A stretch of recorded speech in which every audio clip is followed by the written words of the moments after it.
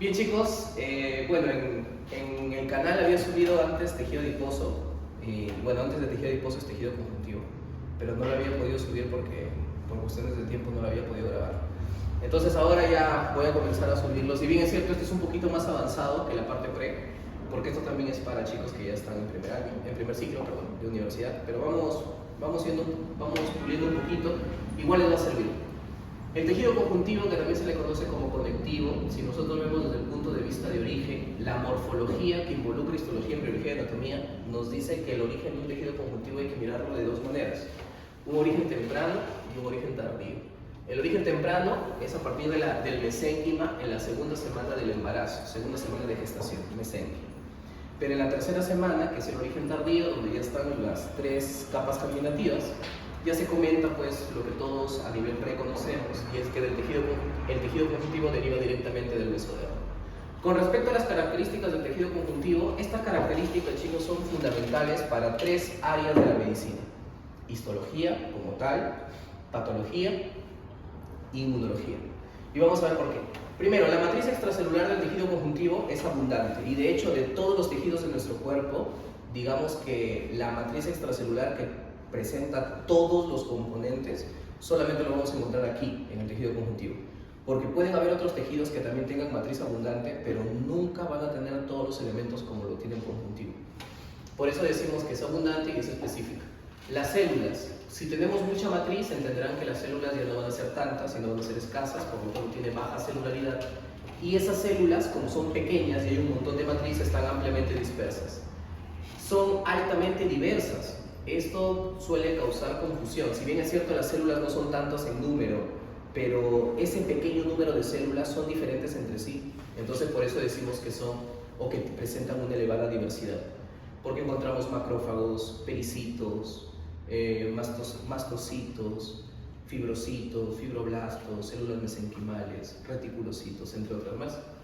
Decimos que es un tejido poco diferenciado porque es un tejido que aún presenta células que se pueden seguir convirtiendo en otras cosas, ¿no? En la célula representativa, esto lo conocemos todos, que es el fibroblasto, es vascularizado por la presencia de vasos sanguíneos, específicamente hablando, presenta capilares. Y de todos los tipos de tejido conjuntivo, el tejido conjuntivo laxo es el más vascularizado de todos. Le gana al denso regular, al denso irregular y a los embrionarios. Es inervado porque presenta unas estructuras conformadas por axones que se llaman corpúsculos nerviosos. Un ejemplo sería el corpúsculo de Meckel. El corpúsculo de Meckel normalmente se estudia en el tema de sistema sensorial y es el encargado del tacto fino, ¿no? O discriminativo. O sea, distinguir lo que estamos tocando, ¿no? Sin necesidad de ver. Nos cerramos los ojos, te doy una bolita de lana y una piedra y tú vas a decirme: esto es una piedra y esto es una lana, sin necesidad de ver, por el corpúsculo de Meckel. ¿Y dónde se ubica? En el tejido conjuntivo.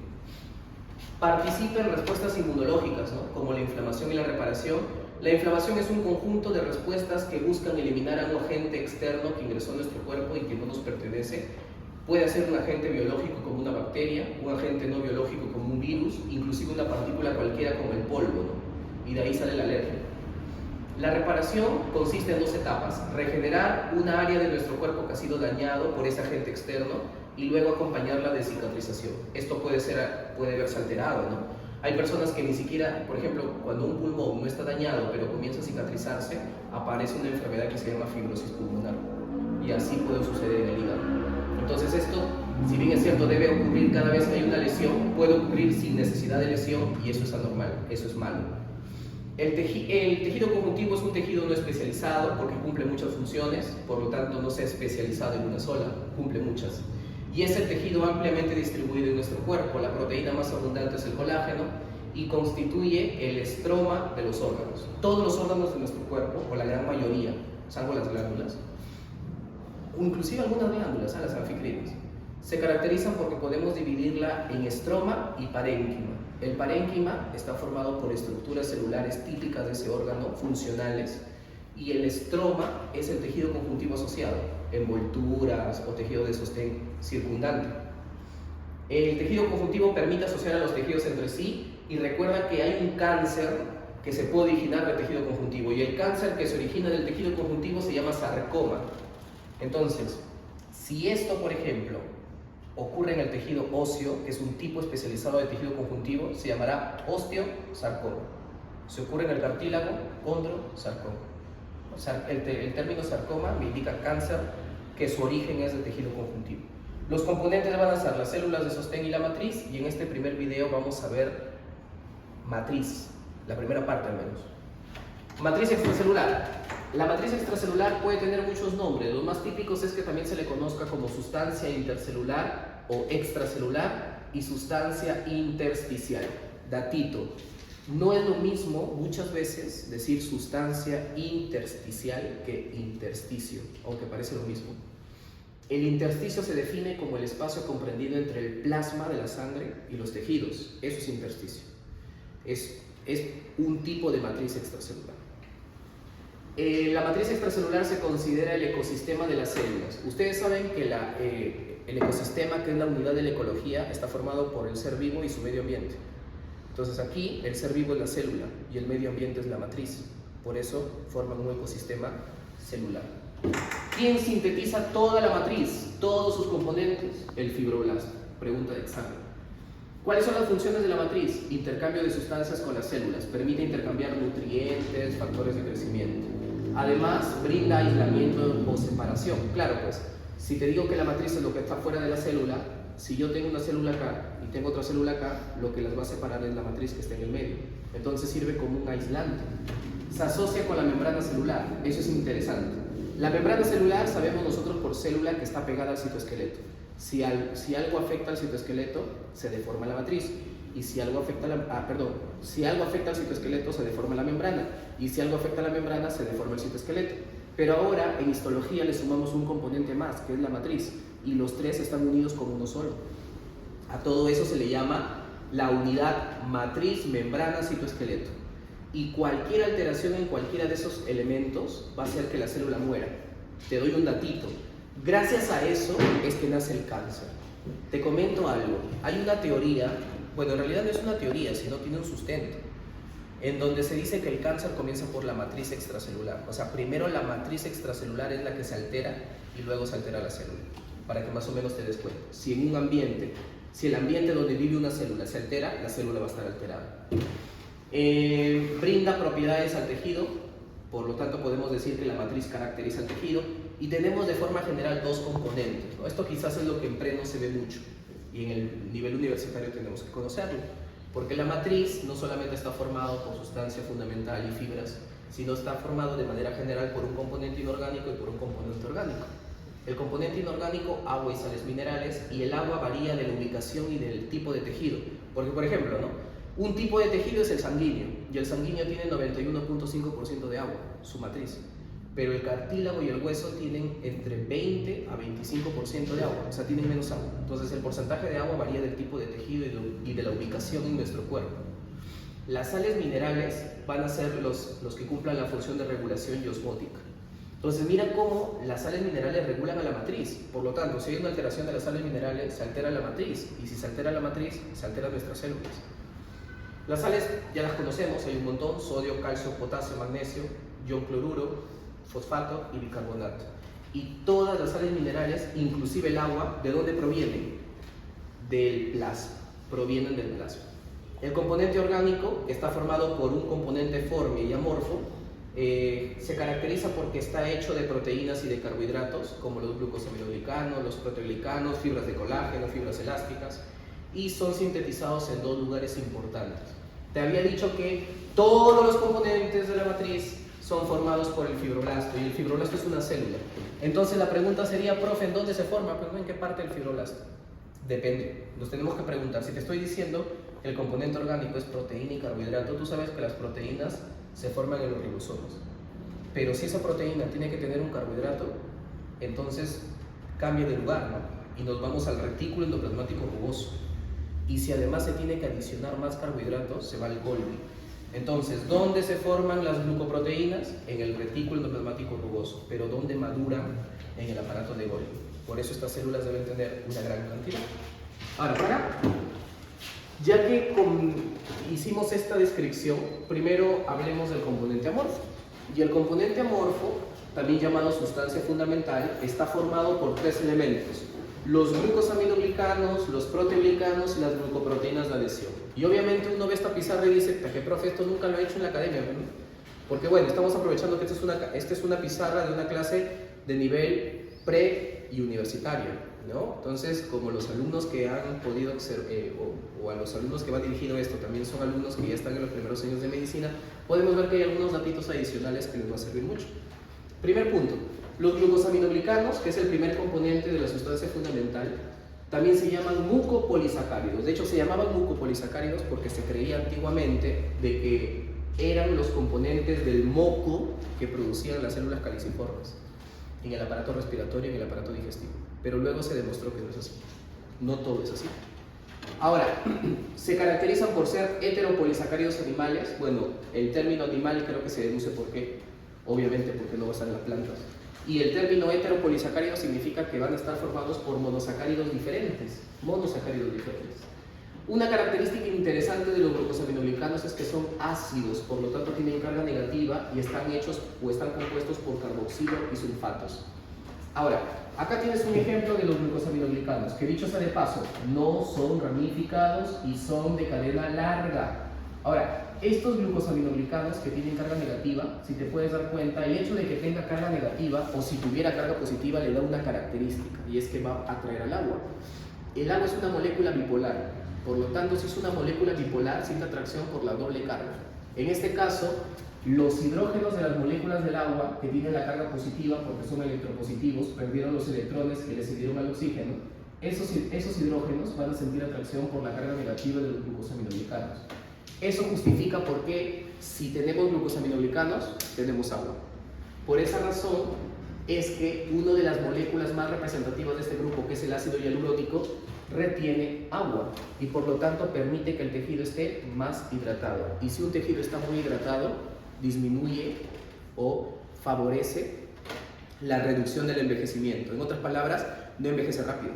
Por eso es que vemos mucho este compuesto de ácido hialurónico en la parte estética, ¿no? Se le inyectan, se la toman como cápsulas, se tratan de estimular su síntesis, ¿no? Porque es como que una de las claves para la juventud eterna, ¿no? Eso no está bien, vas a envejecer igual que yo. Bien, entonces los glucosaminoglicanos tienen la capacidad de atraer el agua, por eso decimos que son hidrofílicos.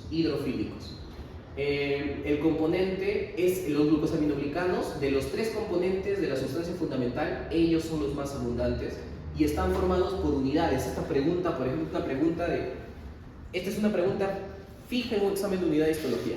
O sea, en la universidad una pregunta fija es esta. El alumno tiene que conocer o recordar su biología, ¿no? En la Universidad Nacional de Trujillo esto se enseña en segundo año de medicina, pero por ejemplo si te vas en otras universidades privadas, inclusive desde su primer ciclo llevan estos conocimientos, ¿no? En biología molecular, primer año también se ve esto, por si acaso, me había olvidado de ese dato. Entonces los glucosaminoglicanos están formados por unidades de disacáridos. Disacáridos quiere decir que están formados por dos monosacáridos. Y estos monosacáridos no son cualquier monosacárido. De hecho, uno menciona la palabra monosacárido y se nos viene a la cabeza glucosa, fructosa, galactosa, pero ellos no formarán los glucosaminoglicanos. Deben ser monosacáridos derivados. Y los monosacáridos derivados pueden ser de dos tipos. O se derivan por oxidación o se derivan por sustitución. Si los derivamos por oxidación, tenemos al ácido glucurónico y al ácido urónico. Y si los derivamos por sustitución, le agregamos un grupo acetil con un nitrógeno y tenemos el N-acetilglucosamina y el N-acetilgalactosamina. Entonces, ¿por qué están formados los disacáridos? Acá vemos dos monosacáridos. El primer anillo, 1, el que dice número 1, puede ser cualquiera de estos dos. O N-acetilglucosamina o N-acetilgalactosamina. Y el segundo monosacárido, que tiene 2, acá está el 2, puede ser o ácido hialurónico o ácido urónico. Es decir, yo puedo formar glucosaminoglicanos teniendo N-acetilglucosamina y ácido glucurónico, o N-acetilglucosamina y ácido urónico, o N-acetilgalactosamina con ácido glucurónico, y así ir permutando. Ejemplos de glucosaminoglicanos. Los glucosaminoglicanos se van a dividir en dos grupos: los que tienen sulfato y los que no tienen sulfato. Entenderás que los que no tienen sulfato siguen siendo ácidos porque tienen grupos carboxilos. Aquí tenemos dentro de este grupo al ácido hialurónico y al ácido condroitínico, que no hay que confundirlo con el condroitin sulfato. El ácido hialurónico o hialuronato es el más grande de todos. Mira, puede llegar a pesar hasta 100.000 kilodaltons o hasta 1.000.000 de kilodaltons. Es la molécula más grande de todas, de este grupo, y de toda la sustancia fundamental. Es la más grande y retiene agua. El ácido condroitínico, luego tenemos a los sulfatados, la heparina, que es un anticoagulante, el heparan sulfato, que lo encontramos en la lámina basal de las células, de los epitelios, el condroitin sulfato, que se encuentra en el cartílago, el queratan sulfato, que se encuentra en el hueso, y el dermatan sulfato, que lo encontramos en la piel y en las válvulas del corazón. Se cree que parte de la fisiopatología de una alteración de las válvulas cardíacas es porque en la válvula, por ejemplo, en la insuficiencia aórtica, que es cuando falla la válvula aórtica, que es la sigmoidea de la arteria aórtica, es porque el dermatan sulfato que constituye su tejido fibroso está dañada, y esto se puede deber a una mutación, ¿no? Eso son enfermedades congénitas. Así como el ácido hialurónico es el más grande, debe haber uno que es el más pequeño, ¿no? De todos los glucosaminoglicanos, el más pequeño es el queratan. Queratan sulfato es el más pequeño y el ácido hialurónico el más grande. ¿Se acabó? Vamos acá. El segundo elemento de la sustancia fundamental son los proteoglicanos, y si hablamos de los proteoglicanos hay que recordar que están formados por glúcidos, que en este caso van a ser ellos, los primeros que hemos visto, y se van a unir a una proteína llamada proteína central, y van a formar una estructura que se llama cepillo limpiatubos. Entonces acá tenemos la forma, mira, los cuatro proteoglicanos que debemos conocer. Entonces primero estudiamos al agrecano. Mira, el agrecano es el típico esquema de un cepillo limpiatubos. Tiene una proteína central y glucosaminoglicanos unidos a él, ¿no? Un montón. Luego tenemos al versicano, que aunque no parezca, es el más grande. Claro, quizás no lo he dibujado a escala, pero es el más grande. Entre el agrecano y el versicano, el más grande es el versicano. De hecho, el versicano es el más grande de todos. En segundo lugar estaría el agrecano. Mira la decorina. La decorina, que es otro proteoglicano, se caracteriza porque solo tiene un glucosaminoglicano. Solo un glucosaminoglicano, solo uno. Y luego tenemos al sindecano. Recuerda entonces que para nosotros formar un proteoglicano necesitamos dos unidades, una proteína central y un glucosaminoglicano. Los ejemplos están aquí. El versicano lo encontramos en el cerebro, en el riñón, en la piel. El agrecano lo encontramos en el cartílago. La decorina lo encontramos en el cartílago y en el hueso. Y el sindecano en el tejido linfoide y en el tejido embrionario. ¿Ustedes recuerdan la gelatina de Wharton? ¿Recuerdan la gelatina de Wharton? Esa gelatina de Wharton, que es tejido conjuntivo mucoso, tiene mucha sustancia fundamental formada por sindecano, por ejemplo. Por sindecano. Conjunto de proteoglicanos. El conjunto de proteoglicanos también se le puede conocer como complejo de proteoglicano o agregado de proteoglicano, y básicamente se forma cuando ellos se unen. O sea, yo puedo tener un agrecano y quiero unir 10 agrecanos. ¿Cómo hago para asociar 10 agrecanos? Tengo que utilizar una barra, un pegamento que me permita unir muchos agrecanos entre sí, ¿no? Entonces tenemos a este agregado. ¿Cómo se forma un agregado de proteoglicanos? Obviamente tenemos que tener a los proteoglicanos que los vemos acá, ¿no? Esta ramita que está acá es esto que está aquí. Esa es la ramita llamada proteoglicano. Ese proteoglicano se va a unir a una barra grandota que es el ácido hialurónico, que es la estructura más grande de todas. Pero para que se pegue el proteoglicano al ácido hialurónico necesitamos un pegamento, y ese pegamento se llama proteína anclaje. Nada más. Finalmente, el último componente de la sustancia fundamental son las glucoproteínas de adhesión. Las glucoproteínas de adhesión son proteínas que se van a unir a pequeños carbohidratos, estabilizan la membrana extracelular. Esta pregunta es una pregunta típica también de examen, ¿ya? Bien. Esto lo vi en una preguntita ahí del pavo, chichaza. Bueno, son proteínas unidas a pequeños carbohidratos. ¿Cuál es el componente de la matriz que estabiliza la matriz? Las glucoproteínas de adhesión. Se encargan de unir a la sustancia fundamental con las fibras. Bueno, las fibras van en el otro video, ¿ya? En el otro video de acá a un mes, más o menos, subiré ese video. No, mentira, voy a tratar de hacerlo la otra semana nada más, chicos, ¿ya? Lo prometo, lo prometo. Es para mis seguidores de YouTube. Favorecen ¿Qué me van a favorecer las glucoproteínas de adhesión? Oye, mira todo lo que favorece. Mira. Una glucoproteína de adhesión favorece la proliferación, que es la división de una célula, el crecimiento, el aumento de tamaño y de volumen, y la movilización de la célula. Todos esos tres parámetros se favorecen por la glucoproteína de adhesión. Uno dirá, oye, profe, pero ¿cómo lo hace? ¿Cómo es que una glucoproteína permite eso? Porque es la que estabiliza una célula y a su matriz. Entonces, cuando una célula está estabilizada, puede movilizarse y puede hacer todo lo que desee, como esto. Ya te había comentado por ahí, cuando hablábamos de matriz extracelular, que la matriz extracelular es la encargada de mandarle o de proporcionarle a una célula factores de crecimiento. Esto lo ves ahorita así como histología, pero en endocrinología, que es parte de fisiología, ustedes deben recordar que hay una hormona llamada hormona de crecimiento. Y la hormona de crecimiento debe llegar a casi todas las células, bueno, todas las células de nuestro cuerpo. Pero antes de que llegue a la célula tiene que llegar a la matriz, y la matriz le brinda el acceso a la célula. Por eso la matriz da factores de crecimiento a la célula. Las glucoproteínas de adhesión interactúan con receptores celulares. O sea, mira cómo intervienen en la señalización celular. Esto de receptores lo vemos en tres cosas importantes en biología, ¿no? División celular, señalización celular, y también lo vamos a ver en apoptosis, ¿no? Tema que ves en biología molecular, primer año de medicina. Y bueno, tenemos 4 ejemplos básicos de glucoproteínas de adhesión, ¿no? La fibronectina, mira, cada segmento son proteínas, ¿no? Y luego tenemos unas asas. Ustedes deben recordar por proteína, a ver, las proteínas tienen 4 niveles estructurales. El segundo nivel estructural tiene alfa hélice, beta hoja plegada, y antiguamente se llamaba una tercera que era gamma al azar. Ya eso no existe ahora, simplemente son giros o bucles. Entonces esto sería un bucle, mira, este es un bucle proteico. Entonces eso es algo también que vas a aprender en biología molecular. Luego tenemos a la laminina, que tiene forma de cruz o de X, algunos dicen que tiene forma de ancla de barco, podemos observar que parece una cruz. La osteopontina, clave la osteopontina, porque la osteopontina brinda estabilidad al tejido óseo. Se cree, ¿ustedes recuerdan al osteoclasto que come hueso? Entonces, para que pueda degradar, el osteoclasto tiene que romper la hebilla, miren.